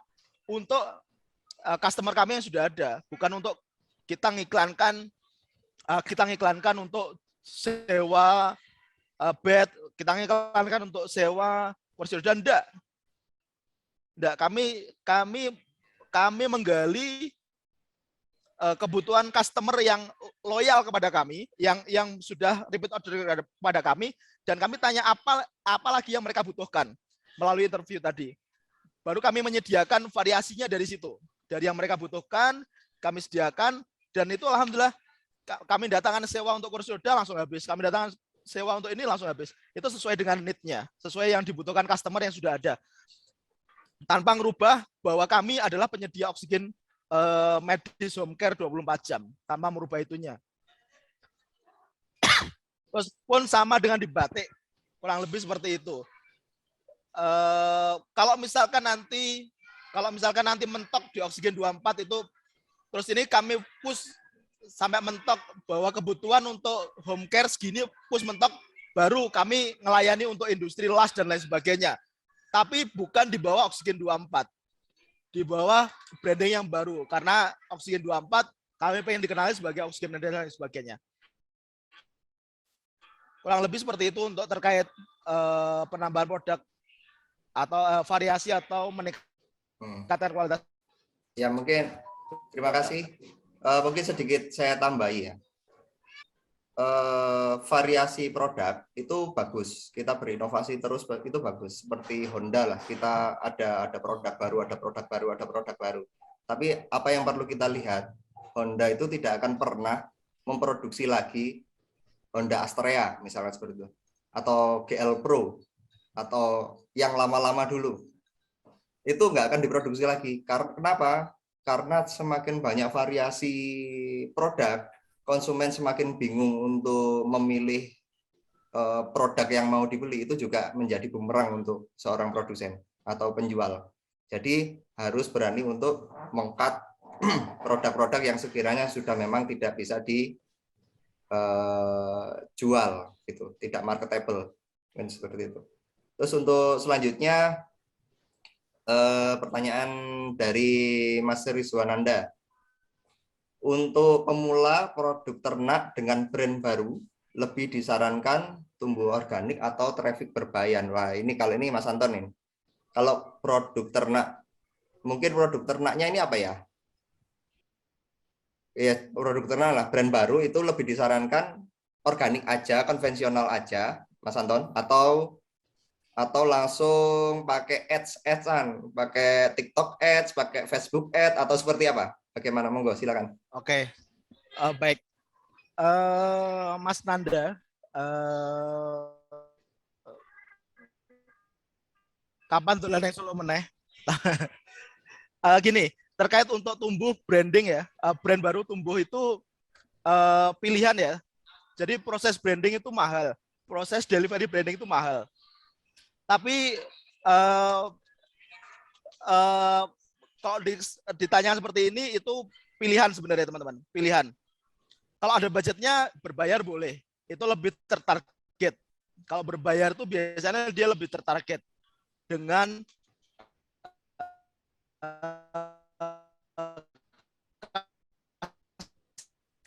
putus-putus Pak, putus-putus Pak, kan kita ya. Incar. Itu halo enggak? Ya tadi putus-putus. Ya, sudah. Oke, udah masuk ya. Ya. Itu tergantung budget. Kalau misalkan ada budgetnya, berbayar lebih efektif karena dia sesuai yang kita targetkan. Misalkan kita mentargetkan untuk produk ternak, misalkan kita jualan telur Omega, misalkan kita targetkan biasanya ngambil keputusan mungkin ibu-ibu, kita bisa targetkan umur mereka dan lain sebagainya, itu lebih tertarget dan lebih mudah dengan iklan. Tapi kalau misalnya nggak ada budgetnya, itu pakai organik juga boleh. Asal proses branding itu kan panjang banget ya. Proses branding panjang banget. Mulai dari blueprint yang dibuat, yang value proposition dan lain sebagainya, kemudian ada proses delivery, terus kemudian ada proses equity atau terbentuknya persepsi. Itu prosesnya panjang banget. Nah, delivery itu pilihan. Dia mau kayak berbayar itu lebih tertarget, pakai organik itu juga boleh. Disesuaikan dengan budget aja. Tapi yang jelas, ketika ada traffic masuk dari organik atau berbayar, sing nompornya udah siap bahwa produknya benar-benar manjur loh. Benar-benar oksigen 24 ku ini benar-benar 24 jam loh. Itu betul. Itu sing nompornya udah siap. Kalau misalkan nggak siap, persepsinya sama realitanya, reputasinya jadi jelek. Itu yang susahnya di situ nanti. Jadi kalau misalkan yang kami tawarkan layanan 24 jam, ternyata tekonen kiosnya orang buka-buka. Jadi yang hancur adalah brandnya. Delivery-nya pilihan. Kalau misalkan ada budgetnya berbayar, kalau enggak ada budget organik boleh, tapi siap nompone. Siap nompone. Produknya sesuai, layanannya sesuai dan lain sebagainya. Itu branding proses yang panjang dan semuanya harus siap. Kurang lebih seperti itu. Mungkin ditambahkan Mas Udin. Tambahan? Ada yang tambahkan? Ya, kalau itu udah bagiannya Anton. Ya wes. Ya berarti selama ini di GNF ya, itu nggak pakai itu ya, nggak pakai marketplace atau pakai ads itu ya, Facebook. Nggak pakai. Nggak pakai. Oh, GFN, sorry. Ya. Ini saya kira pertanyaan sudah habis. Monggo silakan untuk Pak Nasiruddin dan Pak Anton dari beberapa pertanyaan penanya tadi. Tolong dipilih 3. Sebentar Pak Angga, ada yang raise hand itu Mbak Desi 2008. Oh ya. Mungkin bertanya langsung. Oh ya, silakan. Terima kasih atas kesempatannya. Saya ingin bertanya kepada pemateri 1, yaitu Mas Nasiruddin GFN. Assalamualaikum warahmatullahi wabarakatuh. Waalaikumsalam warahmatullahi wabarakatuh. Selamat pagi, menjelang siang ini.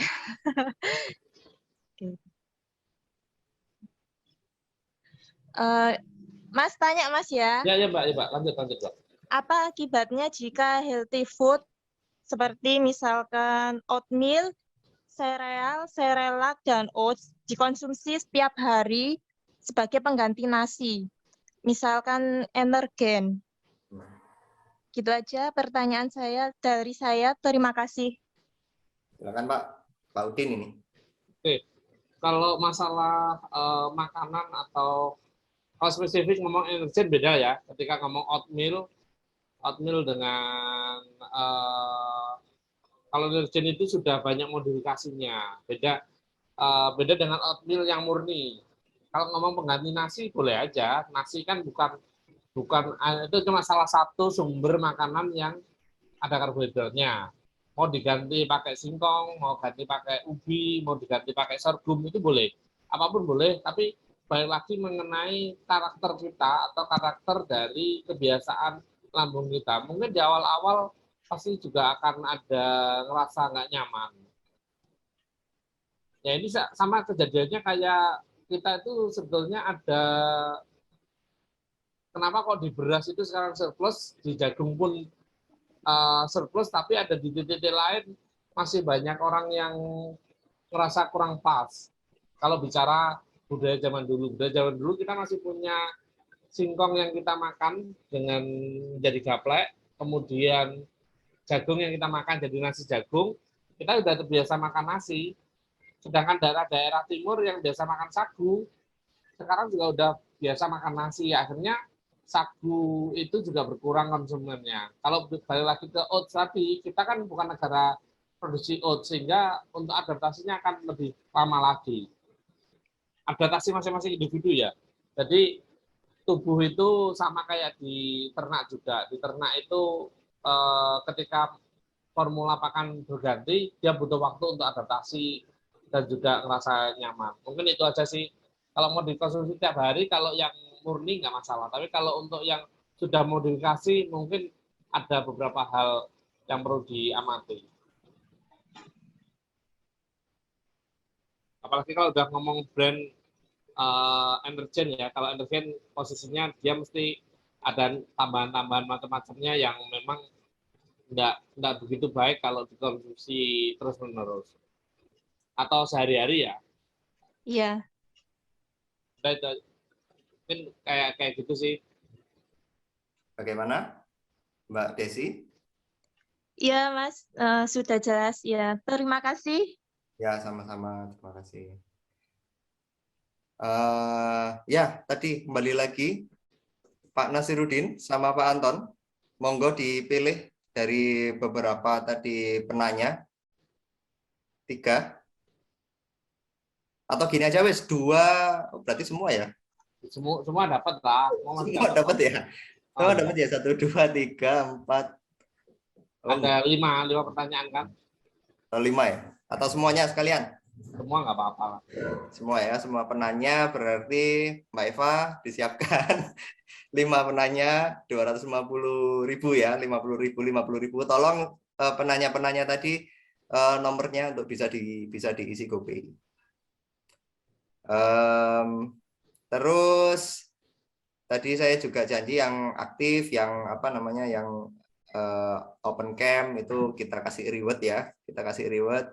Yang open camp tadi ini Mbak Dina Daroja. Oke, Mbak Dina Daroja, mana ini mukanya ini? Wah, itu pembisnis kita itu lagi repot itu, pasti di kasir itu ya. Lagi di kasir itu ya. Wah, itu lagi antri pasti di depan untuk beli minyak semua. Juragan minyak. Ya. Mbak Dina, Mbak Olivia, siapa lagi ya? Tadi yang open camp. Sama Dani tadi udah. Dani. Nah, masing-masing dapat 25.000 nanti dikirim GoPay-nya. Oke? Lumayan. Ya.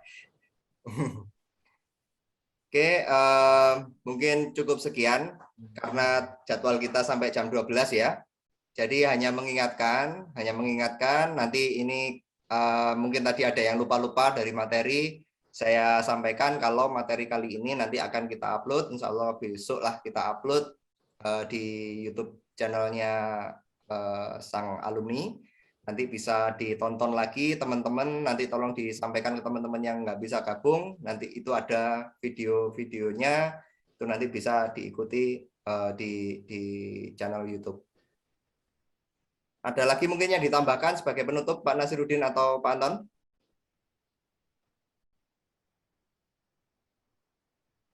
Kalau penutup yang ini jadi awalan, semoga kita bisa lanjut dan punya agenda rutinan.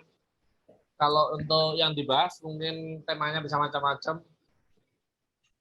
Kalau bicara mengenai bisnis atau usaha, saya sebenarnya pengen lebih bawahnya lebih sederhana lagi, lebih case-case teman-teman nanti yang di lapangan, kita bikin acara yang model gitu ya. Jadi ngopi barengnya, benar-benar ngopi bareng, mungkin 3-4 orang yang ngopi sambil kita siarkan secara online. Mungkin gitu akan lebih mengena. Iya. Atau ada masukan dari teman-teman yang lain? Jangan lupa Sebentar, Mas. sih ya. Channel YouTube-nya bisa dilihat di mana ya? Nanti ketik aja Sang Alumni. Tadi di komen udah di-share kok, di komen di chat, kolom chatnya, di kolom chat acara ini di chat. Oh iya. Ya. Makasih. Ya, jangan lupa di subscribe, like, and share. Oke, Pak Anton, tambahan mungkin sebagai penutup? Kalau dibilang Nasdin betul juga, nanti kita kopdar lebih enak, sering-sering kopdar, sering-sering acara kayak gini, mungkin nanti bisa sharing ilmu, kemudian mungkin ada hal-hal yang bisa kita kolaborasikan bareng terkait apa yang sudah kita kerjakan sekarang dan apa ide-ide yang mungkin bisa garap bareng antar alumni lah kayak gitu. Saya belum cerita. Lanjut. Oke. Terus awal ini mungkin nanti banyak yang bisa cerita terkait bisnis juga, mungkin terkait bukan hanya sekedar bisnis, juga terkait kerja teman-teman semuanya, itu mungkin bisa dibuatkan forum khusus acara-acara khusus seperti ini lagi. Sebenarnya kayak Mbak Dina itu bisa cerita banyak juga, terus si Kiki di Kediri juga mungkin bisa cerita banyak juga terkait proses bisnis mereka, atau Eva juga bisa cerita banyak terkait karir Eva dan lain sebagainya. Itu banyak banget hal-hal yang bisa diceritakan dan mungkin banyak teman-teman yang akan dapat insight dari yang mereka sampaikan. Kayak gitu, Mas Angga. Ya, betul. Ya, jadi kita ramaikan YouTube-nya kita. Nanti tadi dari Mas Arga bikin podcast di-upload di YouTube. Iya, betul. Jadi semua ini YouTube ini itu untuk semua. Jadi semuanya boleh ngupload. Tadi saya sampaikan ini juga bisa meningkatkan personal branding. Jadi ayo yang punya potensi, punya ilmu sedikit disampaikan, insya Allah barokah, insya Allah nambah, nggak akan berkurang. Ya, jadi apapun ada barokah di sini ya. Kita sampaikan, kita ceritakan pengalaman hidupnya kita selama 10 tahun setelah lulus ini, lika-likunya dan bagaimana cara lepas dari itu, kita bisa bangkit, bagaimana memotivasi teman-teman. Itu insya Allah itu tidak akan mengurangi dari nilai kita, itu pasti akan menambah dari nilai kita. Ya, jadi tolong, jadi teman-teman semuanya nanti kalau bikin, ini lagi kopdar, lagi ketemuan orang berdua bertiga, monggo direkam, nanti bisa di share ke kami, itu nanti insya Allah akan kita bantu untuk upload. Ya, itu nanti bisa berupa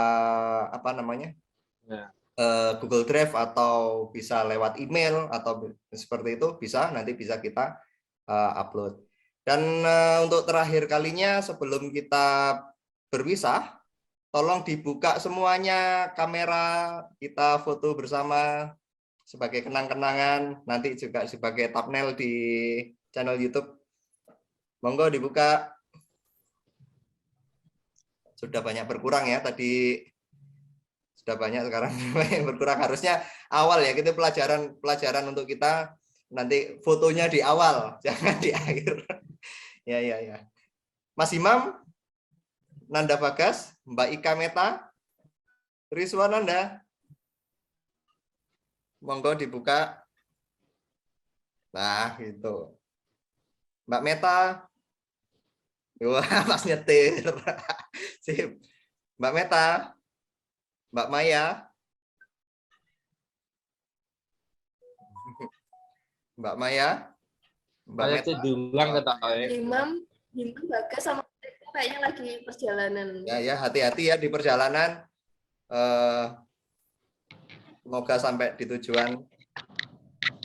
Sampai nyetir ini, Mas. Mas Eko. 1, 2, Sorry, enggak. 3. Oke. Semua jempol bisa, jempol. Andalan. Kalau yang nyetir nggak harus ya. Yang nyetir nggak harus. 1, 2, 3.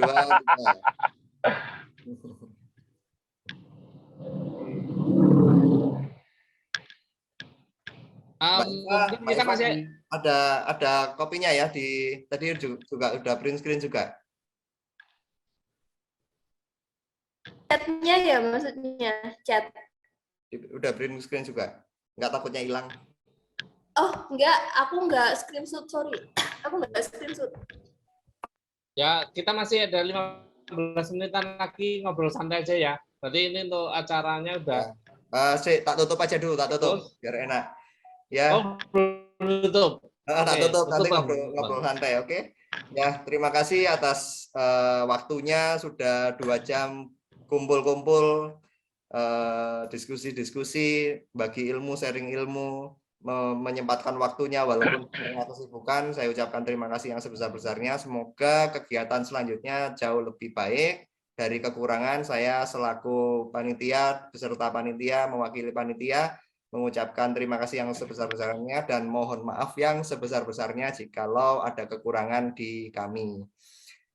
Terima kasih. Wabillahi taufik wal hidayah. Wassalamualaikum warahmatullahi wabarakatuh. Oke. Enggak lanjut. Terus Mbak kucingnya apik tenan. Kucing desa. Apik ya, putih banget. Mas Eko kapan-kapan diundang podcast, guys. Sip, sip. Oh, yo gampang lah iku. Gampang, sebenarnya diparani.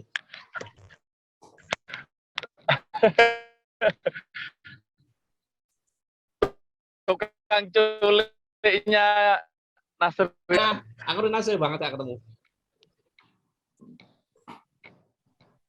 Mungkin sih, aku terakhir ketemu malah ketemu Meta kan. Ketemu Meta, terus yang lain-lain sering sama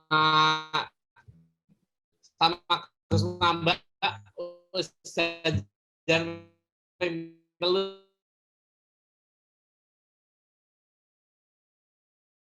dari ya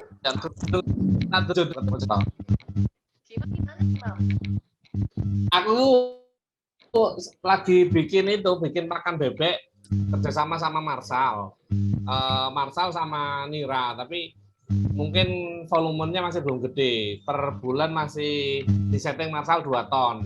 Targetnya rencana per bulan 10 ton. Pakan bebek. Jadi sekarang karena pakan ini mahal, dunia peternakan lagi masalah banget ketika ngomong bahan baku pakan maupun pakan jadi dari perusahaan pun juga lagi mahal-mahalnya. Bene daerahku kan lho Din, wake bebek. Bene Mojosari ya. Kak Eva. Ya. Kak Eva, maaf kalau mau minta alamat website atau mau ini selesai, nanti kan ini chatnya mati. Kalau mau nonton channel udah lihat link yang saya tulis di kolom chat. Oh iya. Nah, diklik aja. Sementara Diklik, belum setelah ada, diklik terus di subscribe. Kalau di subscribe nanti keluar di data list subscribe-mu. Jadi munculnya gitu. Enaknya diklik terus langsung subscribe, nanti dia muncul di list subscribe-nya. Kalau mau dilihat sekarang nggak apa-apa tah? Ya nggak apa-apa. Itu udah ada videonya 1 ya kalau nggak salah. Ya, videonya 1. Terus untuk yang pertemuan hari ini ditunggu dulu ya. Belum kami upload dan kami belum live YouTube, jadi belum bisa langsung ditonton. Oh iya. Mbak.